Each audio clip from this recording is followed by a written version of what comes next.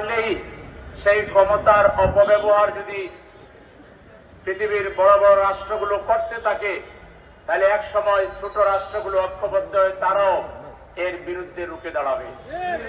আজকে ইরানের উপর যে আক্রমণ করা হয়েছে, ইরান একটা স্বাধীন রাষ্ট্র, তাদের সার্বভৌমত্বের উপর আঘাত করা হয়েছে, এটা আমরা স্বাধীন বাংলাদেশের নাগরিক হিসাবে কোনোভাবে মেনে নিতে পারি না।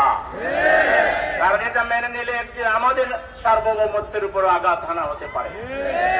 সেজন্য আমরা একটি শান্তিপ্রিয় জাতি হিসাবে, একটি শান্তিপ্রিয় দেশের নাগরিক হিসাবে এই হত্যাকাণ্ডের এবং এই হামলার তীব্র নিন্দা এবং প্রতিবাদ জানাই। আমরা জাতিসংঘকে যথাযথ কার্যকরী পদক্ষেপ নেওয়ার আহ্বান জানাই।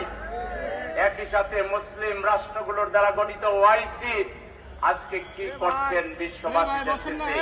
ওআইসিকে যথাযথ ভূমিকা নিতে হবে।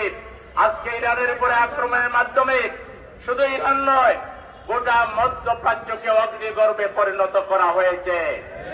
আজকে মুসলমানদের রক্ত নিয়ে হুলি খেলা হচ্ছে। এই অবস্থায় আল্লাহর যে আহ্বান, ওয়াতাসিমু বিহাবলিল্লাহি জামিআন ওয়া লা তাফাররাকু, সমস্ত মুসলমানদেরকে, স্বাধীনতাকামী মানুষকে, বিবেকবান মানুষদেরকে আজকে ঐক্যবদ্ধ হয়ে অন্যায়ের বিরুদ্ধে, অসত্যের বিরুদ্ধে, জুলুমের বিরুদ্ধে লড়াইয়ে আজকে ঐক্যবদ্ধ হতে হবে। আমরা সেই লড়াইয়ের আহ্বান জানিয়ে অন্যায়ের বিরুদ্ধে প্রতিবাদে বিশ্ববাসীকে সামিল হওয়ার আহ্বান